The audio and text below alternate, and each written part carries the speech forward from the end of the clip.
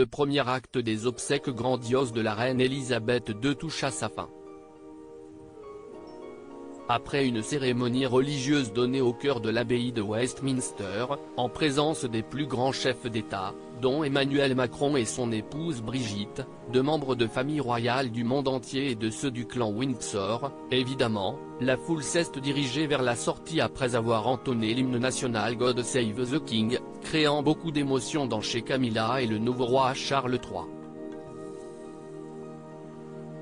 À l'issue de ce morceau, la famille royale s'est positionnée derrière le cercueil pour l'accompagner vers la sortie de l'abbaye. Comme lors de l'entrée, le prince William et Kate Middleton étaient séparés par leurs enfants George, à côté de son père, et Charlotte, à côté de sa maman. Les Cambridge ont atteint la sortie avant de se séparer. Si le prince William a pris part à la marche accompagnant le cercueil jusqu'à Windsor, sa femme et ses enfants s'y sont rendus en voiture. Mais un détail a échappé aux caméras. Au moment où le cercueil fut de nouveau placé sur l'affût de canon, George et Charlotte ont fait une révérence, sous les yeux attendris de Kate Middleton et de Meghan Markle, présentes à leur côté.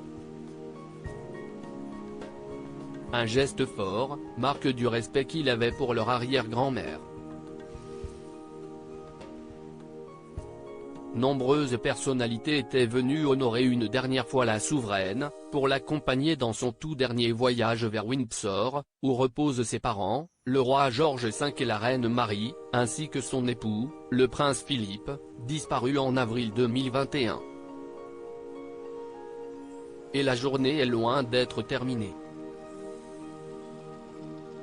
Après ce rendez-vous au cœur de Londres, la procession historique a débuté, le cercueil traverse la capitale sur affût de canon et passe par Broad Sanctuary, Parliament Square, Parliament Street, Whitehall, Horse Guards Road, The Mall, Queen's Gardens, Constitution Hill et Apsley Way. Il achèvera son périple à l'Arc de Triomphe de Wellington, situé à Hyde Park Corner. Un cortège auquel prendra part la famille royale. Le cercueil sera ensuite placé dans un corbillard pour effectuer une nouvelle procession, en voiture donc cette fois-ci, pour rejoindre le château de Windsor à une trentaine de kilomètres. Une nouvelle procession sera organisée dès l'arrivée du cortège. Le roi Charles III, son fils le prince William sans doute et les autres enfants de la défunte reine accompagneront le cercueil dans l'enceinte de la chapelle Saint-Georges où reposent les anciens souverains. Une dernière messe sera donnée sur les coups de 17 h en présence de plusieurs centaines d'invités avant une inhumation dans la plus stricte intimité familiale dans la soirée.